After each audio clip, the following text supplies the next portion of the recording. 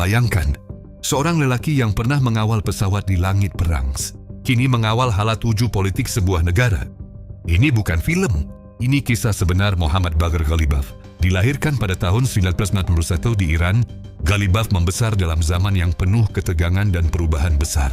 Ketika negara itu bergolak, dia memilih jalan yang keras sejak muda. Dunia ketenteraan.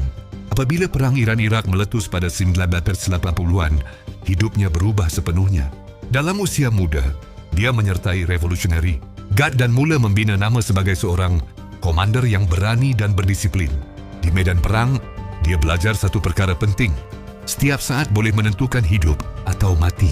Dari situ karirnya naik dengan cepat. Dia memegang pelbagai peranan penting dalam struktur tentera, termasuk dalam cabang udara. Dunia penerbangan bukan sekadar simbol baginya. Ia adalah pengalaman sebenar yang membentuk cara dia berfikir. Pantas, tepat, dan strategi. Selepas perang tamat, dia tidak berhenti. Sebaliknya, dia terus masuk ke dalam sistem keselamatan negara dan dilantik sebagai Ketua Polis Tehran. Di sini dia dikenali sebagai pemimpin yang tegas, fokus kepada disiplin dan kawalan keselamatan negara.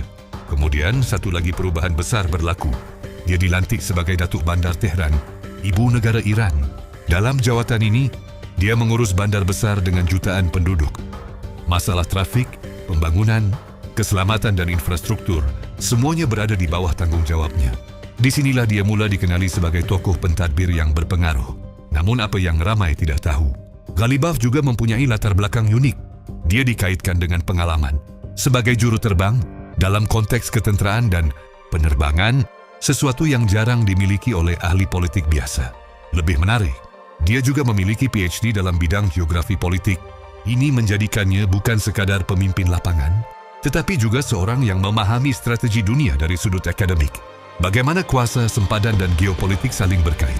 Hari ini, dia memegang jawatan penting sebagai Speaker Parlimen Iran, salah satu posisi paling berpengaruh dalam sistem politik negara itu.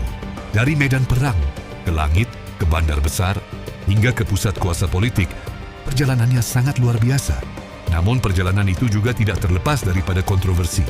Sepanjang kariernya, dia sering dikaitkan dengan pelbagai kritikan dan isu politik. Ada yang melihatnya sebagai pemimpin tegas yang diperlukan dalam keadaan sukar. Ada juga yang menganggapnya simbol sistem yang keras dan penuh cabaran. Dan disinilah kisahnya menjadi lebih besar daripada sekadar seorang individu. Kerana Ghalibaf membuktikan satu perkara, jalan menuju kuasa tidak pernah lurus. Medan PKW boleh naik ke langit dan akhirnya mendarat di pusat kuasa sebuah negara.